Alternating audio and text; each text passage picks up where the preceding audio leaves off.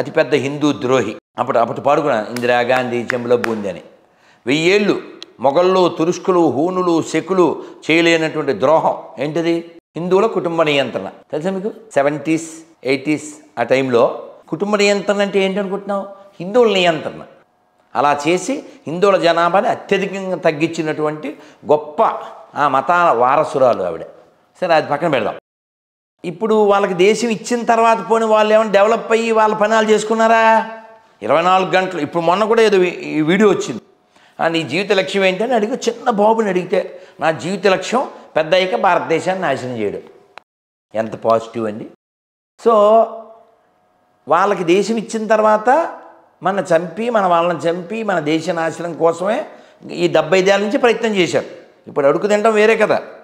అడుగుపోవడానికి కారణం వాళ్ళు how to develop అనే కాన్సెప్టే లేదు వాళ్ళకి. How to destroy, default destroy మీదే ఉన్నారు.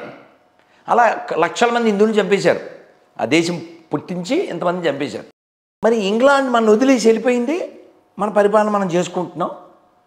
సో వాళ్ళు మనకి శత్రువులు అయినప్పటికీ అది కంటిన్యూషన్ లేదు. ఇంకా వాళ్ళు ఎంత నాశనం చేయాలో చేసేసారు, ఎంత ఎత్తుపోవాలో ఎత్తుపోయారు. ఆ ఇంగ్లాండ్లో ఉన్న బిల్డింగ్స్ అన్నీ మన డబ్బులతో కట్టినవే. ఇప్పుడు సర్దార్ కాటనం చాలా గొప్పోడు, మనకు కట్టాడు. అక్కడ ఉండేటువంటి బ్రాహ్మణులు కూడా అతనికి తర్పణ వదులుతారు, అతని పేరు చెప్తారు. చాగంటి గారు కూడా ఆయన బోళ్ళు పొగిడారు. అది మన గొప్పదనం. కానీ అతను ఎందుకు కట్టాడు? ఇక్కడి నుంచి సంపదలు ఎత్తుకెళ్ళడానికి. ఎవరి డబ్బులతో? మన డబ్బులతో. నేను పని చేస్తున్నాను, నీకు ఈ మైక్ గిఫ్ట్గా ఇస్తున్నాను మహేంద్ర, మెచ్చుకో. చరిత్ర రాయి నా మీద. ఎవరిది? నీదే. అది అన్నమాట. సో ఇంగ్లాండు వాడు ఎప్పటికీ శత్రువే. ఎందుకంటే ఈ దేశ నాశనం చేశాడు. కొన్ని లక్షల మందిని ఖుదీరామ్ బోస్ లాంటి 19 ఏళ్ల నవ యువ ఒక స్వతంత్ర దేశభక్తుని, స్వతంత్రం కోసం పోరాడిన వాడిని చంపిన వాళ్ళు, 6 లక్షల మంది పైన దేశభక్తులను చంపిన వాళ్ళు, సావర్కర్ని హింసించిన వాళ్ళు, అలా బోల్డ్. వాళ్ళు ఖచ్చితంగా డెఫినెట్లీ దే ఆర్ ఎనిమీస్. కానీ వాళ్ళు వదిలేక వేలు పెట్టలే. కానీ ఈ దరిద్రులు పద్దాకులు ఎత్తే మన నాశనం కోసమే కదా. కాబట్టి హౌ దే బికమ్ బ్రదర్స్ అది కొంచెం చెప్పాలి. ఎవరన్నా కామెంట్లు పెట్టి నన్ను తిట్టేవాళ్ళు తిట్టండి, ఏం పర్లేదు. అది మీ యొక్క నోటి విరోచనానికి నాకు అభ్యంతరం లేదు. కానీ మీ నెంబర్ పెట్టి నాతో క్షమాపణ చెప్పించగలవు చెప్పిస్తే నేను ఆనందపడతాను. గురుగారు, బైబిల్లో ఎప్పుడో ఈ భూమి గుండ్రంగా ఉందని ఆదికాండంలోనో ఎక్కడో రాసిపెట్టి ఉందని చెప్పేసి వారు క్లెయిమ్ చేస్తూ ఉంటారు. విమానాలు ఎలా ఎగరొచ్చో అని చెప్పి బైబిల్లో రాసిపెట్టున్నట్టు క్లెయిమ్ చేస్తూ ఉంటారు. హిందూ విషయాలకు వచ్చేసరికి మా గురించి మేము గొప్పగా చెప్పుకోవాలి అని అనుకుంటే బ్రహ్మంగారి కాలజ్ఞానం గురించి చెప్తూ ఉంటాం. ఏంటి అసలు బ్రహ్మంగారి కాలజ్ఞానాన్ని ఎంతవరకు నమ్మొచ్చు, ఎంతవరకు జరిగినాయి, అసలు ఏంటి బ్రహ్మంగారి కాలజ్ఞానం అంటే ఏంటి? ఆయన ఈ మధ్య కాలం వాడే కదా, ఒక 400 ఏళ్ళు. ఆయన great personality with great qualities. వారు చెప్పినటువంటి వాటిలో చాలా జరిగినాయి. ఇలాగ ఏం ఆధారం చేసుకొని చెప్పాడు ఆయన? వారి యొక్క తపశ్శక్తి, వారి తపశ్శక్తి. మీరు వారి చరిత్రలో చూడండి, కొంత పరిశీలన చేయండి. సిద్ధయ్య ఎంతో బాధపడితే మళ్ళీ ఆయన దర్శనమిచ్చి తన వాక్కు ద్వారా అతనికి ఆశీస్సులు ఇచ్చాడు కదా. ఆ తపోశక్తేనండి ఇది. మనం ఒక పాట ఉంది హిందీలో, చందన్ హై ఇస్ దేశ్ కి మాటి, తపోభూమి హర్ గావ్ హై, హర్ బాలా దేవి की प्रतिमा, बच्चा बच्चा राम है, हर शरीर मंदिर सा पावन, हर मानव उपकारी है, जीवन का आदर्श यहाँ परमेश्वर का धाम है, बच्चा बच्चा राम है. ఇది మన తపోభూమి ఇది. కాబట్టి వారు చెప్పినటువంటి వాటిలో చాలా నిజాలు అయినాయి. తెల్లకాకి కనబడింది, నీళ్ళ నుంచి దీపాలు వెలుగుతున్నాయి. నీళ్ళ దీపాలు ఇవన్నీ అంటే వాటర్లో, మరి వాటర్ నుంచే కదా కరెంటు. నీళ్ళ దీపాలు. ఒక విధవ దేశాన్ని పరిపాలించేసింది 2 సార్లు. ఓకే, ఒకసారి పరోక్ష, ఇంకోటిసారి అపరోక్ష. ఓకే, ఇలా ఇంకా చాలా ఆ, చెట్టు నుంచి ఏవో ఇంకా చాలా చెప్పారు. అలా అయినాయి. అలాగే ఆ ఫైనల్వి ఒకటి రెండు చెప్తాను. కృష్ణానది కనకదుర్గమ్మ తగిలితే ముక్కు పుడక తాకుతుందని, అలాగే యాగంటి బసవన్న లేచి రావయ్య నంది ఆయన పెరుగుతున్నాడు, గమనించండి. మీరు చూడొచ్చు, నేను చాలాసార్లు వెళ్ళాను. యాగంటి నంది అలా పెరుగుతాడు. మామూలు స్తంభంకి మధ్యలో ఉంటాడు, కానీ అలా స్తంభానికి తాకేస్తాడు, స్తంభం అలా అయిపోతుంది. సో వారి కాలజ్ఞానం ఇప్పటికీ ఉన్నాయి, జరుగుతున్నాయి. మరి తపోశక్తి ఎలా చెప్పారంటే నాస్ట్రోడామస్ కొన్ని చెప్పాడు కదా వీరు. అలా జ్యోతిష్యం అంటే వెలుగులో తీసుకెళ్ళేది నాన్న. జ్యోతిష్యం అనేది వెలుగులో తీసుకెళ్ళేది. గురుగారు, శ్రీరాముడు 14 సంవత్సరాలు వనవాసానికి ఒప్పుకుంటాడు. 14 సంవత్సరాలు ఒప్పుకున్నందుకు శ్రీరాముడు గొప్పోడు అనుకోవాలో, 14 సంవత్సరాలు అసలు ఎలా వెళ్తా అని చెప్పేసి క్వశ్చన్ చేయకుండా 14 సంవత్సరాలు నాకు అరణ్యంలో ఏం పని అని చెప్పకుండా తల వంచకుండా వెళ్ళిపోయాడు. అసలు 14 సంవత్సరాలు అరణ్యంలో శ్రీరాముడు ఏం చేశాడు? భలే చాలా మంచి ప్రశ్న. కథ మలుపు ఎప్పుడైనా గమనించండి. రామాయణంలో కథలు రామాయణంలో ఎప్పుడు ఒక టర్న్ వచ్చినా ఒక స్త్రీ పాత్ర వల్లనే అవుతుంది. అది ఎనాలిసిస్ చేయండి. యాక్చువల్గా కైకేయికి రాముడు అంటే చాలా ప్రేమ, అమ్మానే పిలిచేవాడు. ఆవిడ మనసు విరిచింది ఎవరు? మందర, మొత్తం చిందరవందర. ఆవిడ వెళ్ళి దశరథుడితో చెప్పింది. ఆయన చెప్పలేడుగా, ఆయన బాధపడుతూ నేల మీద పడిపోయాడు. నాన్నగారు పిలిచారని ఎవరితో కబురు పెడితే రాముడు వచ్చాడు. వెళ్ళాలి, మీ నాన్నగారు చెప్పలేకపోతున్నారు, అప్పుడెప్పుడో నాకు మాట ఇచ్చారు, you have to go. Sitadevi కూడా రెడీ అయింది. అయితే రాముడికి ఇష్టం లేదు, కానీ సీతాదేవి నువ్వు ఎక్కడుంటే నాకు అక్కడే అయోధ్య అని చెప్పి రామచంద్రమూర్తితో వెళ్ళింది. వెడలెను కోదండ పాని అనుజ లక్ష్మణుని గూడే, వెడలెను కోదండ పాని. పాని అంటే హిందీ పాని కాదు, పాని అంటే సంస్కృతంలో చెయ్యి. కోదండాన్ని ధరించిన అస్తం కలిగిన వాడు కోదండ పాని. పలుకే బంగారమయ్యర కోదండ పాని, పలుకే బంగార మాయరా.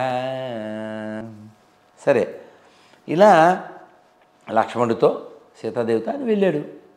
అలా వెళ్తూ ఉన్నప్పుడు ఋషులు వాళ్ళు ఆయన కలిస్తే అంటే కొన్ని చెప్తున్నాను, చాలా ఉంటాయిగా, కొన్ని చెప్తా, అన్నీ మనం చెప్తే రామాయణం చెప్పే అయిపోతుంది మనకి. రామచంద్రమూర్తి వెళ్తుంటే ఋషులు వస్తారు. ఋషులు వచ్చి ఆ కష్టాలు అవి చెప్తే అలాగే నేను తీరుస్తానులే అంటాడు. రాముడు మరి ధనుస్సు వెల్లంబులతోనే వెళ్తాడు కదా, క్షత్రియుడు కదా. కష్టాలు అవి చెప్తే అలాగే నేను తీరుస్తాను అని ముందుకు నడుస్తుంటే సీతాదేవి చెప్పుద్ది, ఎందుకండి దారిని పోయేదంతా ఊళ్ళో గొడవలని మనకెందుకు అంటది. ఈ ఆడవాళ్ళు ఎంతకీ వెనకలు అవుతారుగా. కానీ సీతాదేవి అమ్మ, ఆ వెనక్కి రావడం ఆవిడ ఉద్దేశం కాదు. ఆవిడ తల్లి కదా, స్వామివారి కర్తవ్యాన్ని గుర్తు చేస్తుంది, అంతేగాని మనకెందుకు అంటే దాని అర్థం అది కాదు. మనకెందుకంటే ఊళ్ళో గొడవలను వీళ్ళు ఎలా చెప్తారు, అటువైపు వాళ్ళు కూడా ఏదో చెప్తారు, మనం వెళ్ళిపోవాలి 14 ఏళ్ళ తర్వాత, వీళ్ళు బాగానే ఉంటారు, మనం ఎందుకంటే వాళ్ళకి శత్రువులు అవడం, ఇలా ఒక ఇంటిళ్ళలాగా చెప్పుద్ది అని చెప్పి ఒక కథ చెప్పుద్ది. ఆ స్త్రీలకి మాట్లాడినెవరో ఒంటింటి కుందేళ్ళు అని మనకు కొన్ని అక్కలు ఉంటారు కదా, ఈ అక్కల బ్యాచ్ చెప్తుంటారు కదా, స్త్రీకి స్వేచ్ఛ లేదా అయ్యో డైలాగులు వేస్తుంటారు కదా. కానీ సీతాదేవి ఒక ఉదాహరణ. ఆవిడ ఏం చెప్పింది, ఒక కథ చెప్తాను అని చెప్పి కథ ఏంటో కథ అంటే, ఒక ఋషి తపస్సు చేస్తుంటే ఇంద్రుడు ఆయన తపస్సు చెడగొట్టడం కోసం ప్రతిసారి ఒకే ఫార్ములా ఉండదు కదా, రమ్మని పంపు మేనకని పంపు అని.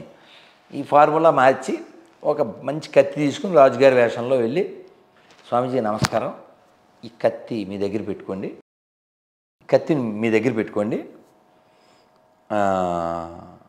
నేను మళ్ళీ వచ్చి కలెక్ట్ చేసుకుంటాను, మా పూర్వీకులది అని చెప్పాడు. రాజుగారు పెట్టుకున్నాడు. ఈయనకేమీ పెద్ద ఆశ్రమాలు బిల్డింగ్స్ ఏమీ లేవు, ఆ చెట్టు కింద తపస్సు చేసుకుంటాడు. మరి రాజుగారికి కత్తి మళ్ళీ ఇవ్వాలిగా, వస్తాడుగా. అందుకని స్నానానికి వెళ్తూ వస్తూ దాన్ని పట్టుకెళ్ళడం, అక్కడికి వచ్చడం, స్నానం చేయడం, రావడం. ఈ మనస్సు భగవద్గీతలో చెప్తారు, మన చంచలహి కృష్ణ ప్రమాదీ బలవద్ధుడం అంటాడు. ఎవరు? అర్జునుడు.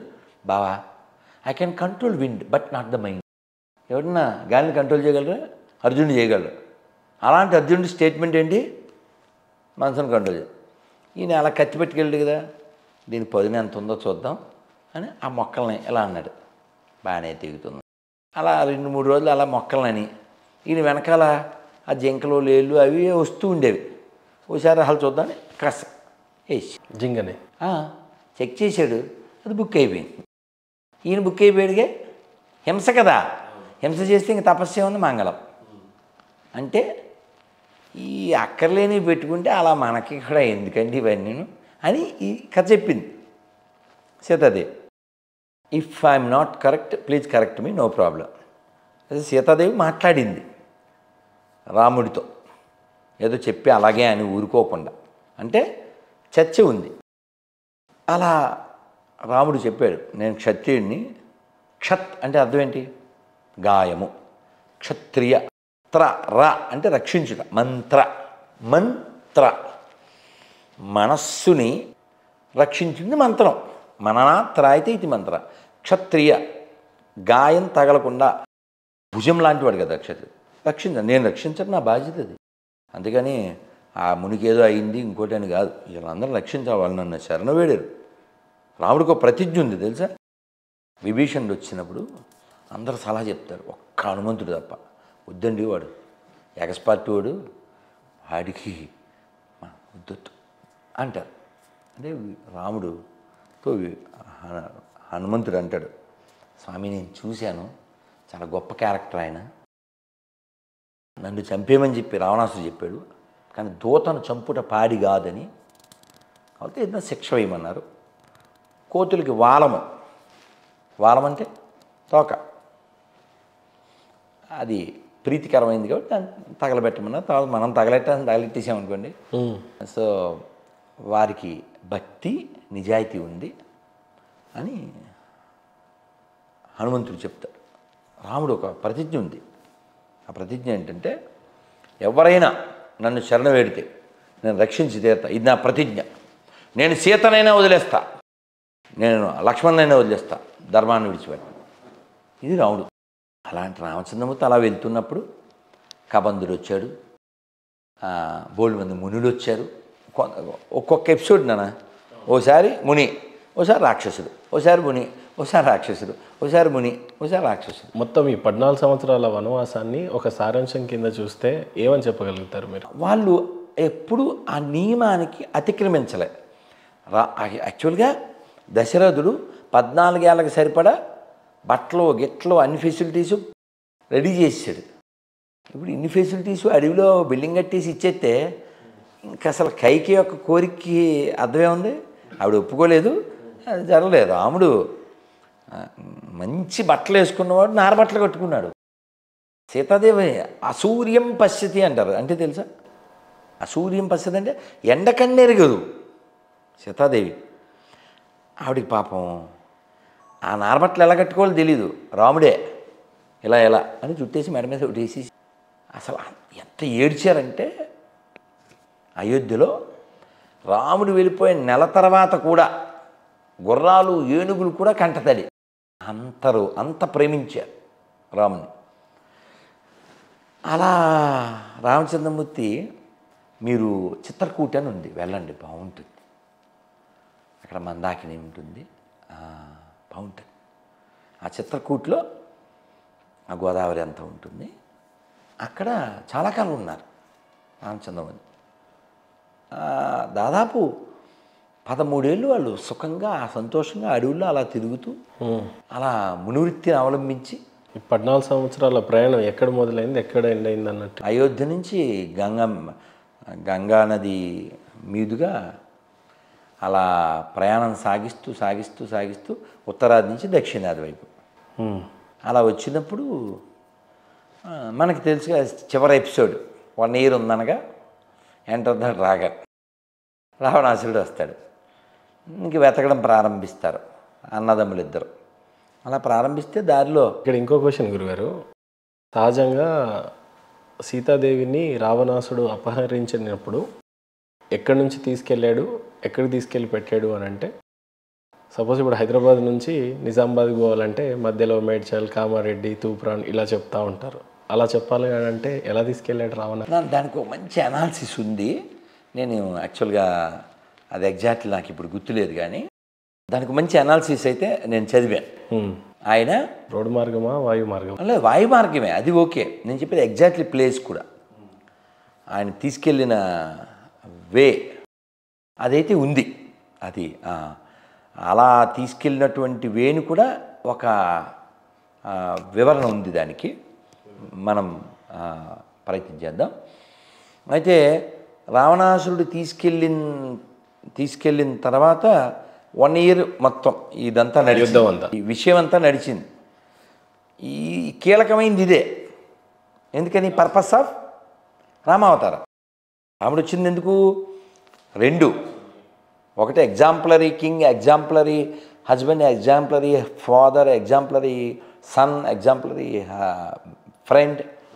ఇన్ని క్యారెక్టర్స్ని కలిగి ఉండి at the same time Ravana వద్ద జరగాలి.